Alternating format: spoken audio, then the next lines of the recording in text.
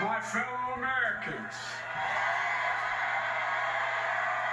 and the people who brought me the dance, Delawareans. I see my buddy Senator Tom Carper down there, and I think Senator Coons is there, and I think the governor's around. Is that Ruth Ann? And that former Governor Ruth Ann Minner. Most importantly, my sisters-in-law, my sister Valerie. Anyway. Folks, the people of this nation have spoken. They've delivered us a clear victory, a convincing victory, a victory for we the people. We've won with the most votes ever cast on a presidential ticket in the history of the nation. 74 million.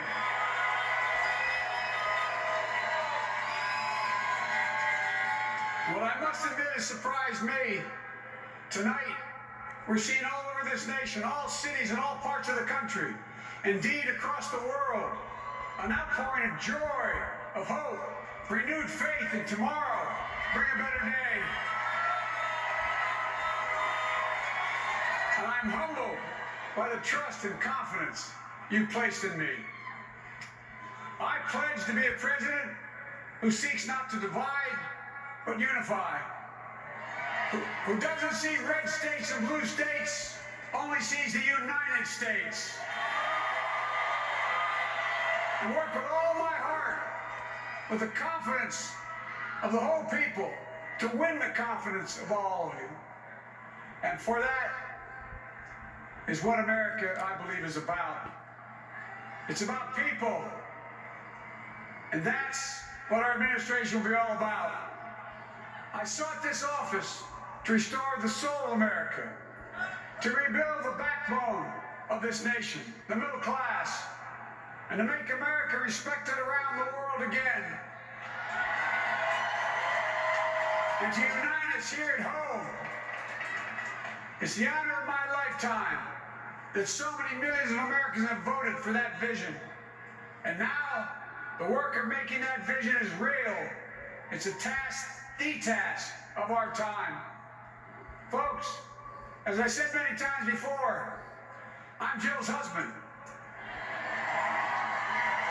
And I would not be here without their love and tireless support of Jill and my son Hunter and Ashley, my daughter, and all our grandchildren and their spouses and all our family. They're my heart. Jill's a mom, a military mom, an educator. And she has dedicated her life to education. But teaching isn't just what she does, it's who she is. For American educators, this is a great day for you all. You're going to have one of your own in the White House. And Jill's going to make a great First Lady. I'm so proud of her.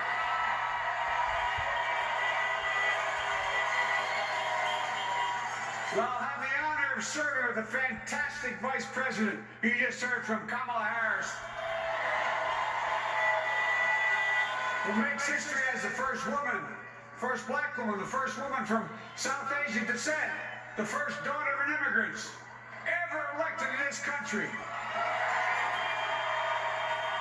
Don't tell me it's not possible in the United States. It's long overdue. And we're reminded tonight of those who fought so hard for so many years to make this happen. Once again, America's bent the arc of the moral universe more toward justice. Kamala, Doug, like it or not, your family, you become an honorary Biden, there's no way out. All those of you who volunteered and worked the polls in the middle of this pandemic, local elected officials, you deserve a special thanks from the entire nation. And my campaign team and all the volunteers, and all who gave so much of themselves to make this moment possible. I owe you. I owe you. I owe you everything. and all those who supported us. I'm proud of the campaign we built and ran. I'm proud of the coalition we put together. The broadest and most diverse coalition in history. Democrats, Republicans, Independents, progressives, moderates, conservatives, young, old, urban, suburban, rural, gay, straight, transgender, white, Latino, Asian, Native American. I mean it, especially those moments, and especially those moments when this campaign was at its lowest ebb. The African American community stood up again for me. You always had my back, and I'll have yours.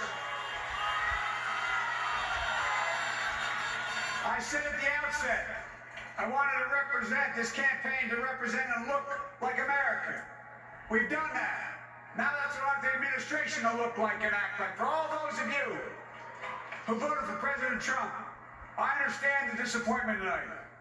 I've lost a couple times myself, but now, let's give each other a chance. It's time to put away the harsh rhetoric, lower the temperature, see each other again, listen to each other again. And to make progress, we have to stop treating our opponents as our enemies. They are not our enemies, they are Americans. They are Americans. The Bible tells us, to everything there is a season, a time to build, a time to reap and a time to sow, and a time to heal. This is the time to heal in America.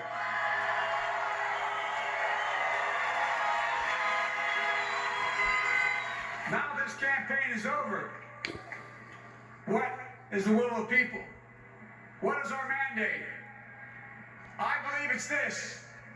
Americans have called upon us to marshal the forces of decency, the forces of fairness, to marshal the forces of science, and the forces of hope in the great battles of our time. The battle to control the virus, the battle to build prosperity, the battle to secure your family's health care, the battle to achieve racial justice and root out systemic racism in this country. And the battle to save our planet by getting climate under control.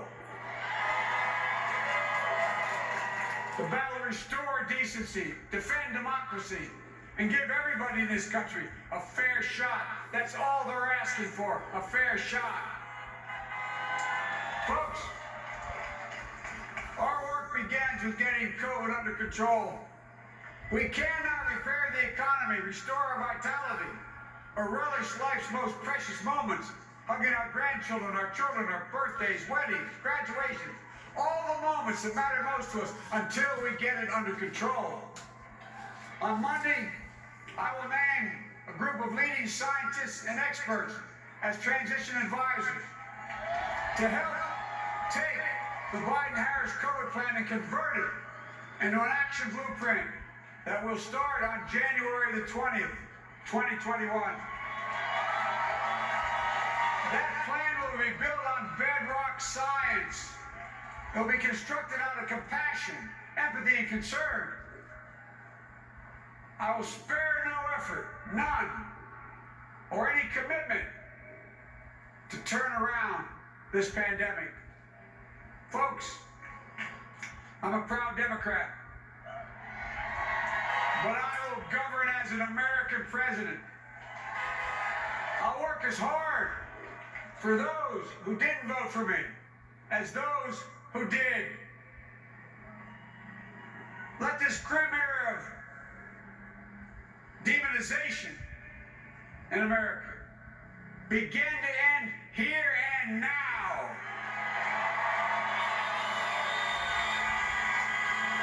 The refusal of Democrats and Republicans to cooperate with one another.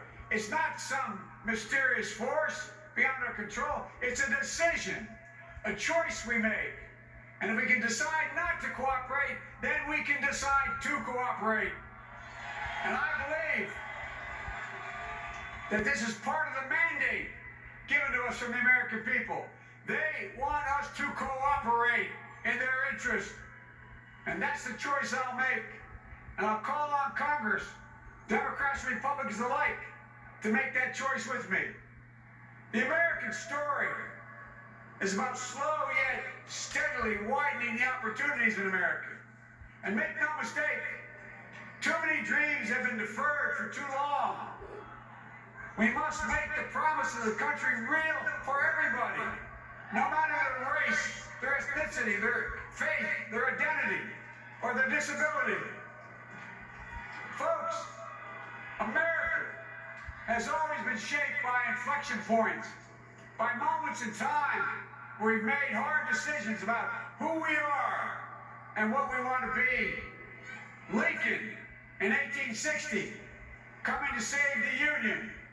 FDR in 1932, promising a beleaguered country a new deal. JFK in 1960, pledging a new frontier. And 12 years ago, when Barack Obama made history, he told us, yes, we can.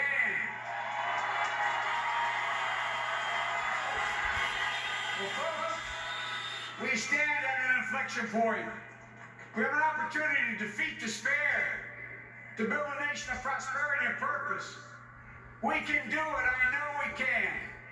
I've long talked about the battle for the soul of America.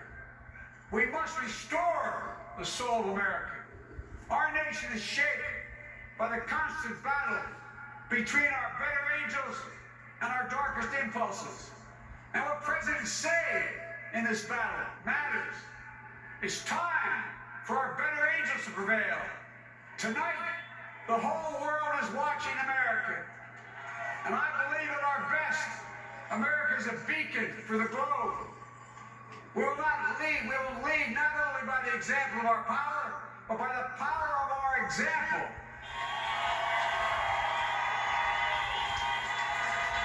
I've always believed, many of you heard me say it, I've always believed we can define America in one word: possibilities. That in America, everyone should be given an opportunity to go as far as their dreams and God-given ability will take them. You see, I believe in the possibilities of this country.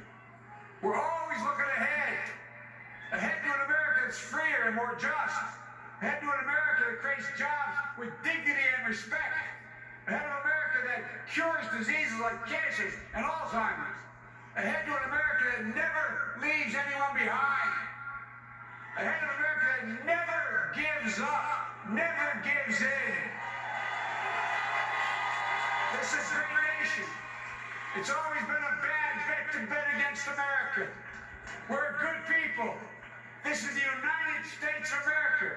And there's never been anything we've been not able to do when we've done it together. Folks, in the last days of the campaign, I began thinking about a hymn that means a lot to me and my family, particularly my deceased son, Bo. It captures the faith that sustains me, and which I believe sustains America. And I hope it can provide some comfort and solace to the 230,000 Americans who've lost a loved one to this terrible virus this year. My heart goes out to each and every one of you. Hopefully this hymn gives you solace as well. And it goes like this: and he will raise you up on eagle's wings, bear you on the breath of dawn, and make you to shine like the sun, and hold you in the palm of his hand. And now together, on eagle's wings, we embark on the work that God and history have called upon us to do, with full hearts and steady hands, with faith in America and in each other, with love of country, a thirst for justice. Let us be the nation that we know we can be, a nation united, a nation strengthened, a nation healed. The United States of America, ladies and gentlemen, there's never been anything we've tried we've not been able to do. So remember, as our grandpapa used to say when I walked out of his home when I was a kid up in Scranton, he said, "Joey, keep the faith." And our grandmother, when she was alive, she yelled, "No, Joey, spread it.